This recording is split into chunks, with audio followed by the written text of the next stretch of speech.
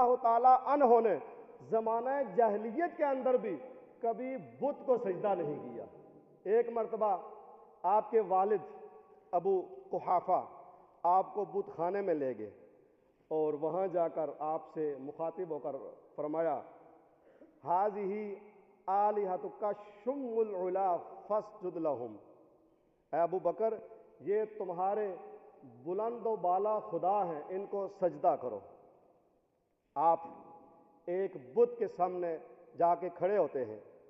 اس وقت بخاری شریف کی یہ ارشاد الصابی شرح جو ہے اس کے اندر یہ واقعہ نقل ہے کہ آپ ایک بت کے سامنے کھڑے ہو جاتے ہیں۔ اس وقت آپ کی عمر مبارک 4 سال کی ہے اور بت کے سامنے کھڑے ہو کر بت سے کہتے ہیں کہ اگر تم میرا خدا ہے تو میں